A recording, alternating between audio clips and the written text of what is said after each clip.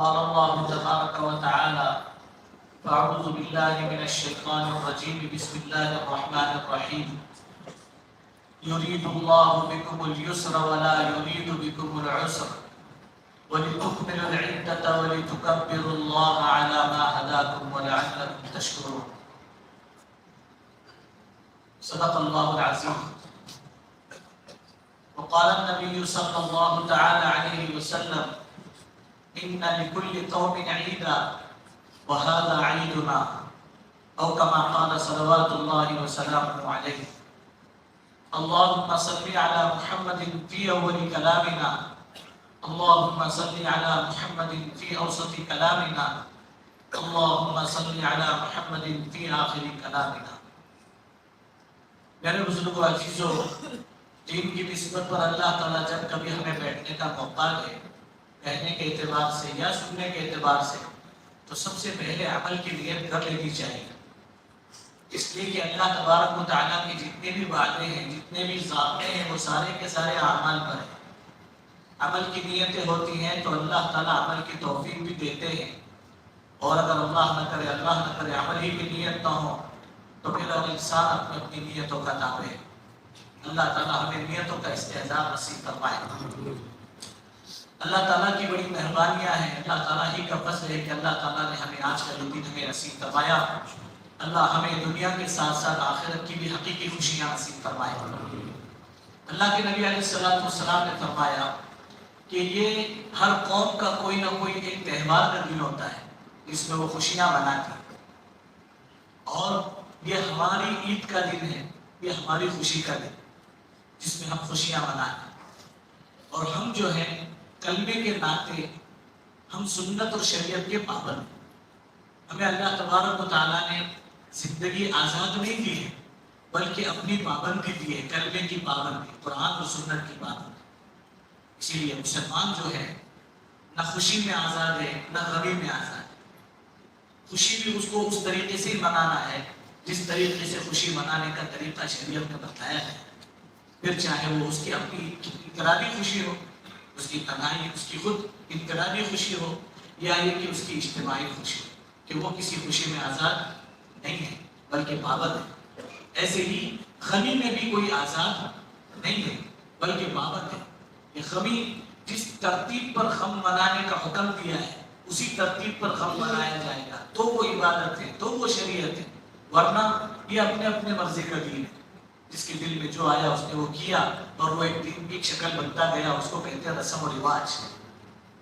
یہ وجہ ہے اللہ نہ کرے اور جن کے گھروں کے اندر رمضان المبارک میت ہوئی ہے، خاص کر کسی کا بیٹا گیا، کسی کی بیوی گئی، کسی کا جو ہے بھائی گیا، کسی کے والد گئے، اللہ تعالیٰ تمام مرحومین کی مغفرت فرمائے، ان کے درجات کو بلند فرمائے، جنت الفردوس میں اللہ انہیں ٹھکانہ مقدر فرمائے. لیکن عام طور سے ہمارے معاشرے میں کلچر میں یہ ہے کہ اگر وہ ان کا انتقال ہو جائے تو انتقال کے بعد میں کیا بولتے ہیں کہ ہم لوگ تو عید نہیں منا رہے. عید نہیں منا کر رہنے کا مطلب کیا؟ نماز نہیں پڑھیں گے؟ نماز تو پڑھیں گے، اس لیے شریعت کا حکم ہے. پھر نماز پھر عید نہیں منانے کا مطلب کیا کہ ہم لوگ نئے کپڑے نہیں پہنے، ہم لوگ شیر خورما نہیں بنائے. تو شیر خورما بنانا کوئی فرض واجب تو ہے نہیں، لیکن یہ ہے کہ طریقہ چونکہ تھوڑا سا غلط ہوا ہے اس لیے اس طریقے کو صحیح کرنا ضروری ہے. اس طریقوں کو صحیح کریں. ایک تو غم ہے، غم زدہ ہونے کی وجہ سے بنانے کو دل نہیں چاہ رہا، لیکن کچھ آنے والے مہمان ہیں ان کا تو حق ہے، خوشی کا دن ہے، تو ہم اپنی غمی سے ان کی خوشی خراب نہیں کریں گے. یہ شریعت کا طریقہ نہیں، یہ شریعت کا طریقہ نہیں ہے. یہ تو جو ہے خوشی کی جو ترتیب بتلائی ہے اس ترتیب پر تو خوشی منائی جائے گی، اور غمی کی جو ترتیب ہے اس ترتیب پر غمی منائی جائے گی. اس لیے ایسے موقع پر جو ہے یعنی کوئی نیا کپڑا پہننا ضروری نہیں ہے، لیکن یہ ہے ذہن میں رہے کہ ہم کو جو ہے ساری دنیا کی ساری چیزوں کے مقابلے میں سب سے زیادہ اگر کوئی پیاری چیز ہمارے نزدیک ہے تو وہ حضور پاک علیہ السلام کی شریعت. آپ علیہ السلام کی شریعت کے مقابلے میں کچھ نہیں. شریعت ہمیں پیاری.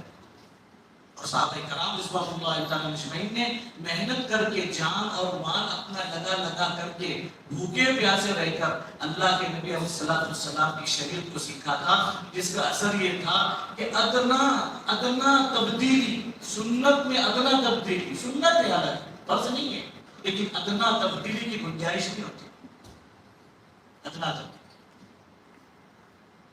یہی وجہ ہے کہ حضرت سلمان فارسی رضی اللہ تعالیٰ عنہ کی شادی کا دن ہے، شادی کا دن جب نکاح پڑھا کر کے گھر گئے دلہن کے گھر، دلہن کو لینے کے لیے، تو جب گھر گئے تو دیکھا کہ بہت سارا سامان پڑا ہوا ہے، بہت سارا۔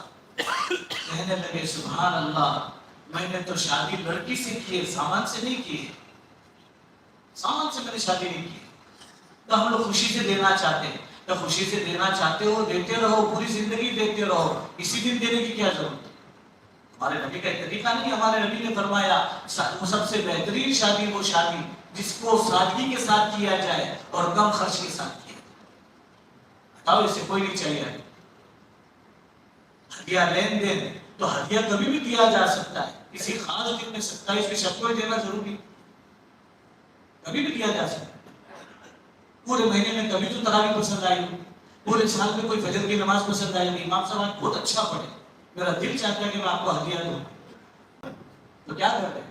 اپنے نفس کی جو ترتیب ہے اسے پورا کر رہے ہیں، شریعت کو پورا نہیں کر رہے۔ جب خوشی ہو گئی تو دے دیا۔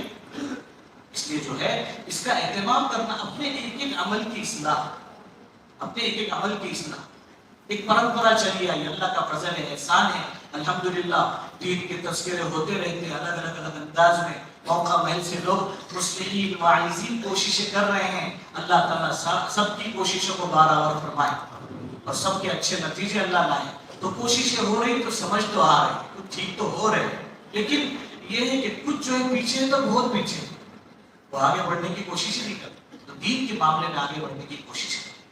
تو یہ عید کا دن، اس میں جو ہے ہم نہ خوشی کے منانے میں آزاد ہیں نہ غمی کے منانے میں آزاد۔ اب جو خوشی کا طریقہ بتلایا ہے، اس لیے شریعت میں ہر موقع پر جہاں خوشی کا وقت آ جائے، جہاں غمی کا وقت آ جائے، تو کچھ نہ کچھ اعمال بتلائے، کچھ نہ کچھ اعمال بتلائے۔ عید کا دن بتلایا، انس رضی اللہ تعالیٰ عنہ روایت کرتے ہیں کہ اللہ کے نبی علیہ السلام مدینہ منورہ ہجرت کے بعد تشریف لائے تو دیکھا کہ ہم لوگ جو ہے 2 دن کوئی میدان میں اپنا انجوائے کرتے ہیں، خوشیاں مناتے، سارے کے سارے لوگ مرد اور اکٹھے ہو کر کے وہاں خوشیاں مناتے، اپنے اپنے انداز میں خوشیاں مناتے۔ اللہ کے نبی صلی اللہ علیہ وسلم نے دیکھا تو تعجب سے پوچھا ما هذان اليومان، یہ 2 دن کیا ہے؟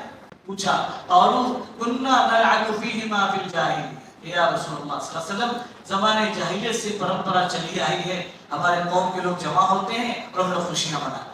بلکہ اللہ کے نبی صلی اللہ علیہ وسلم نے فرمایا قد ابدلكم الله بما خير منهما يوم الاضحى ويوم الفطر، اللہ نے یہ 2 دن تمہارے ہیں نا، اس کے بدلے میں اس سے بہتر 2 دن دیے ہیں، ایک بقرعید اور ایک رمضان عید، بقرعید اور رمضان عید، کہ اس کو منایا جائے۔ یہی وجہ ہے اس حدیث کی روشنی میں علماء اکرام فرماتے ہیں اس کے علاوہ مسلمانوں کی تیسری کوئی عید نہیں ہے، تیسری کوئی عید نہیں ہے۔ جو لوگ یہ کہتے ہیں، بلکہ اس کو وضاحت سے فقہاء نے لکھا ہے میلاد النبی، جس دن ہمارے نبی علیہ السلام پیدا ہوئے، بے شک قابل مبارکباد دن ہے، لیکن اس کو عید کے دن کہنے کی گنجائش بولو بھائی نہیں ہے۔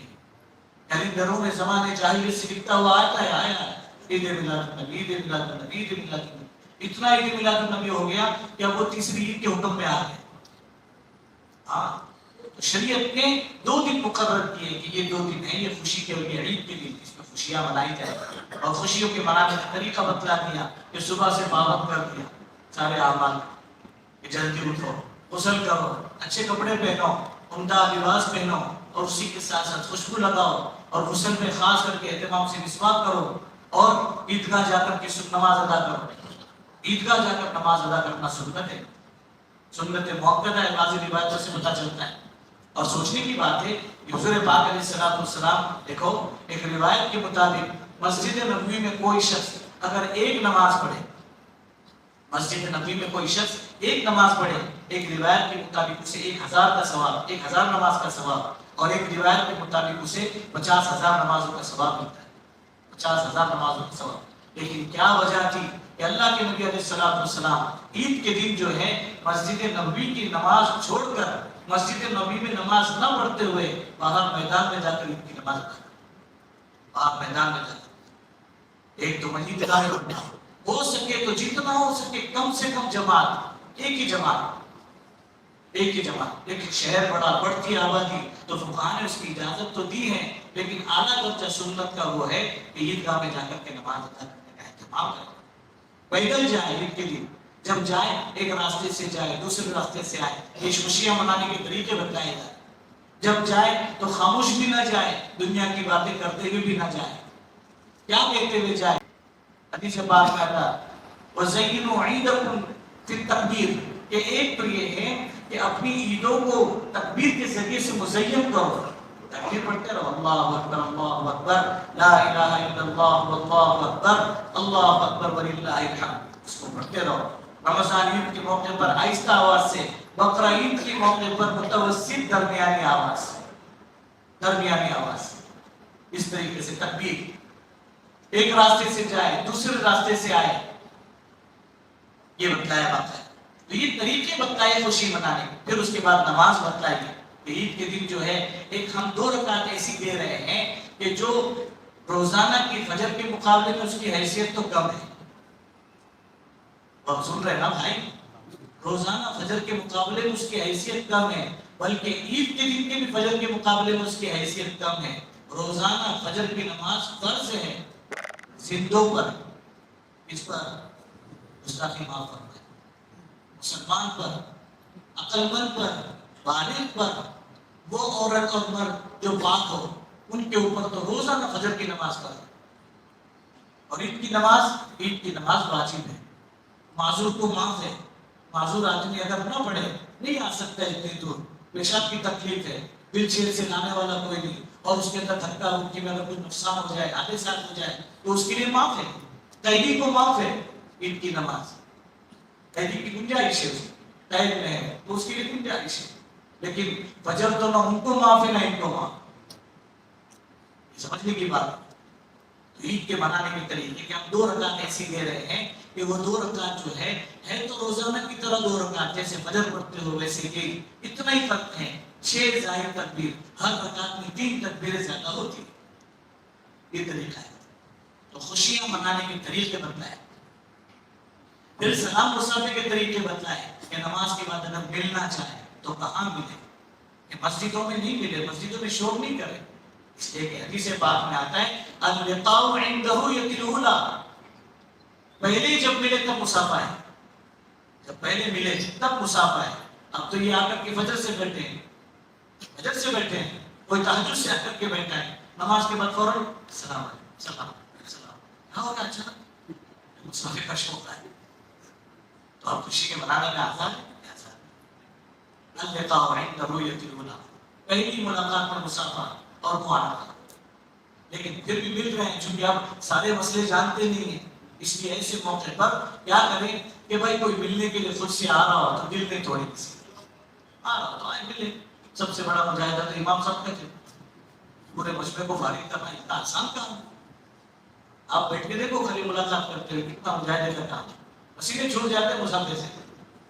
ہاں تو وہ کوئی خود سے آ رہا ہے تو ملے، نہیں آ رہا ہے تو کوئی حرج نہیں، مسجد میں نہ ملے، مسجد کے باہر، گھر میں، راستوں پر، چوراہے پر، کسی کنارے پر حقوق کی رعایت کرتے ہوئے وہاں سلام مصافحے کا آپ ملے ضرور، اور خاص کر کے ان سے ملے جن سے اپنا معاملہ کھٹکا ہوا۔ کبھی کبھی ایسا ہوتا ہے کہ سب سے پہلے جو ہے اپنے ماں باپ سے ہی معاملہ کبھی کبھی کھٹکا ہوتا ہے، شادی سے پہلے تو سب فرما بردار ہوتے ہیں، ماشاءاللہ میرا پیارا بچہ، میرے نور جگر، میرا منصور نظر، میرے جگر کا ٹکڑا، چاند کا ٹکڑا، سورج کا ٹکڑا، اور وہی ٹکڑا جو ہے شادی کے بعد پتہ نہیں قاعدہ بن جاتا ہے۔ تو سچ شادی سے پہلے سارے فرما بردار ہوتے، شادی کے بعد غیر محسوس طریقے سے کچھ نہ کچھ پوچھ ہوتی رہتی ہے، تو اولاد بھی کیا ہو جاتی ہے، ماں باپ سے بددل ہو جاتی ہے۔ اچھے اچھے گھرانے، شاید ہی کوئی گھر بچاؤ اللہ ماشاءاللہ آپ کے گھروں کی طرح، ورنہ تقریباً سب اس زد میں آئے ہوئے، اس آگ میں سب جھلس رہے، کیا دیندار اور کیا دنیا دار، کیا مالدار اور کیا جو ہے روابدار، ہر ایک کے مسئلے ہیں کچھ نہ کچھ۔ اس وقت میں عقل مندی کا تقاضا یہ کہ شریعت کو دیکھا جائے کہ شریعت کیا کہتی ہے، حقوق کی ادائیگی جو ہے نا، ہر ایک کو جو اس کا حق جب ملتا ہے تو پھر جو ہے پھر تنگیاں پیدا نہیں ہوتی، لیکن جب حقوق کی رعایت نہیں ہوتی ہے، میزان عدل برابر نہیں ہوتا ہے نا، تو پھر اختلاف شروع ہو جائے گا۔ اس کی سیلری زیادہ ہے نا، اس لیے اس کو زیادہ قریب کرتے ہیں، اس کو زیادہ چاہتے ہیں۔ تو جو بھی ہو، ایک تو اپنے ماں باپ سے اگر گستاخی ہوئی ہو، بعض مرتبہ ایسا ہوتا ہے کہ دین کی باتیں سنتے تو بہت سنتے ہیں، اور پہلا تو پہلی ابتدا یہاں سے ہوتی ہے کہ سب سے پہلے عمل کی نیت کرو۔ بعضوں کے یہاں تو اتنے سارے مولانا صاحب کے ڈھیر سارے بیان ہوتے ہیں کہ ان سے خالی پوچھو کہ اس ٹاپک پہ کوئی بیان ہے کیا، تو فوراً اٹھنا آن کر کے دیکھو۔ بلکہ بعضوں کو یاد بھی ہوتا ہے اس کے بعد کیا بولنے والے مولانا، اتنے بیانات یاد ہوتے ہیں، لیکن اللہ حفاظت فرمائے، عمل کی توفیق نہیں ہوتی۔ یہ پورا مہینہ گزر گیا، ماں ناراض ہے، اور جو اس ٹائم پیپر پر آپ بولے قرآن و سنت کی روشنی میں میں کیا، پوری دنیا کے علماء مفتی لکھ کر کے دینے کے لیے تیار ہے کہ جس کے ماں باپ ناراض ہیں اس کی آخرت کی بربادی میں کوئی کسی قسم کا رتی برابر شک نہیں ہے، اس کی تو بربادی یقینی ہے، آج نہیں کل برباد تو ہونا ہی ہونا ہے۔ بعضی روایتوں سے پتہ چلتا ہے علقمہ رضی اللہ تعالیٰ عنہ کے بارے میں آتا ہے صحابی رسول ہے اور ماں ناراض ہے۔ جب پتہ چلا رسول اللہ صلی اللہ علیہ وسلم کو تو اللہ کے نبی صلی اللہ علیہ وسلم سفارش کے لیے گئے کہ آپ کے بچے کو معاف کر دو نا۔ تو اللہ کے نبی صلی اللہ علیہ وسلم نے فرمایا اے صحابہ ایک کام کرو، کچھ لکڑیاں جمع کرو۔ اب کیا ہو لکڑیاں جمع کر تو کہنے لگے ہم لکڑیاں جمع اس لیے کر رہے ہیں کہ تمہارا بچہ جو ہے وہ آخرت کی آگ میں جلنے سے بہتر ہے کہ ہم اسے یہی پہلے جلا دیں، یہی پہلے اسے آگ لگا دیں، کہ اس کی آخرت تو ایسی برباد ہونی ہے کہ ہاں تھوڑا جلا لے تو آخرت میں کچھ گنجائش پیدا ہو جائے اس کا۔ تو کہے میرا بچہ جلایا جائے گا میرے نظروں کے سامنے، کہ ہاں جلایا جائے گا، جب تم ناراض ہو تو اس کی تو کوئی گنجائش ہی نہیں۔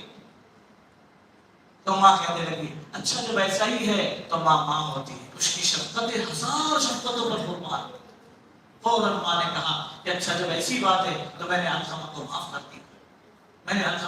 کر دیا، یہ جملہ سننا تھا، وہاں ان کی زبان پر کلمہ طیبہ جاری ہوا اور کلمہ طیبہ پڑھ کر دنیا سے رخصت ہو۔ اس لیے جو ہے اپنے ماں باپ سے اچھا سلوک کرنے کا اہتمام کریں، ان کے ہزار گناہ وہ اللہ کی عدالت میں وہ جانے اللہ جانے، بلکہ ان کے لیے ان کی غلطیوں پر استغفار کا ہمیں حکم دیا ہے۔ نبی برحق حضرت ابراہیم علیہ السلام مشرک باپ ہے، لیکن اپنا جب باپ حق کو تسلیم نہیں کر رہا ہے تو باپ کو یہ بول کر چھوڑ نہیں دے رہے، ابا آج سے میں تم سے بات نہیں کروں گا، تم مجھ سے بات مت کرنا، یہ نہیں، بلکہ باپ کہہ رہا ہے کہ بیٹا تو یہ حق چھوڑ دے، یہ اسلام اور شریعت کی باتیں چھوڑ دے ورنہ میں تجھے سنسار کر دوں گا۔ تو بیٹا کیا کہہ رہا ہے سأستغفر لك ربی، ابا جان ٹھیک ہے کوئی بات نہیں، آپ کو پسند نہیں تو میں بولتا تو نہیں رہوں گا، لیکن میں آپ کے لیے استغفار ضرور کرتا رہوں۔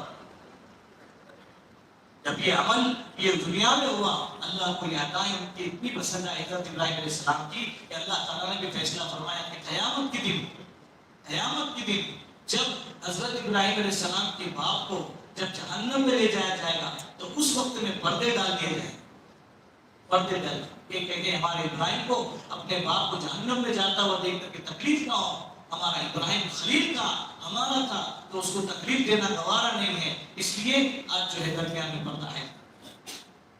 اس لیے اپنے ماں باپ کے ساتھ ملاقات، مسافر، بھائی بہنوں کے ساتھ لڑنے جھگڑنے کے لیے بھائی بہن بنائے، مسلمان لڑنے جھگڑنے کے لیے بنائے، اختلافات تو ہوتے رہتے ہیں، ہر ایک کو اختلاف، کتنے ایسے ہیں جن کو ہمارا بیان پسند نہیں ہوگا، ہماری نمازیں پسند نہیں ہوگی، برداشت کر رہے ہوں، کتنے ایسے ہوں گے جن کو ہمارا ایک لمحہ چہرہ دیکھنا پسند نہیں ہوگا، غصہ آتا ہوگا دیکھ کر، اللہ ایسے برے وقت سے ہماری حفاظت فرمائے، لیکن ہوتا ہے ایسا۔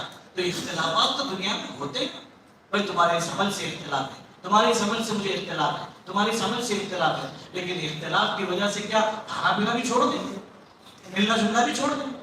نہیں، یہ تو عارضی طور پر ہوتا رہتا ہے۔ صحابہ کی سب سے بڑی صفت کہ اختلافات تو ہوتے تھے، اختلاف کا اظہار بھی کر دیتے تھے، لیکن دل میں کوئی چیز رکھتے نہیں تھے۔ دل کو اللہ چاہتے تو دل کو پنڈلی میں بھی تو بنا سکتے تھے نا، پنڈلی میں بھی تو دل رکھ سکتے تھے، پیر کی پیچھے والی ایڑی میں رکھ دیتے تھے دل۔ اللہ نے دل کو کیوں اوپر رکھا ہے؟ علماء نے لکھا ہے دل عرشی ہے، عرشی ہے، یہ گندگی کے لیے نہیں، رحمان کے رہنے کی جگہ ہے، اس لیے اس کو اوپر بنایا ہے. جب رحمان ہی اس میں رہتا ہے، شیطان کی گنجائش نہیں، تو شیطان والے اعمال کی بھی اس میں گنجائش نہیں. جس سے شیطان خوش ہوتا ہو وہ عمل ہم نہیں کریں گے. اختلاف ہو گیا ٹھیک ہے، فوراً دوسرے دن جا کے سلام و صاحب عبداللہ بھائی معاف رکھنا، کچھ زیادہ تیز بول دیا، کچھ زیادہ مجھ سے ایسی حرکت ہو گئی ہے جس سے آپ ناراض ہو گئے. تو یہ خوشی کا دن ہے. اصل خوشی یہ ہے کہ ہم آپس میں ایک دوسرے کو درگزر کریں، معاف کریں، ساتھ میں جو ہے اپنی اگلی زندگی کے ارادے کریں کہ انشاءاللہ نوح تک جیسے اعمال کے رمضان میں پابند رہیں، ایسے اعمال کی پابندی کا اہتمام کریں. اور ڈھیلا انشاءاللہ ہے. اللہ تعالیٰ قبول فرمائے. ماشاءاللہ.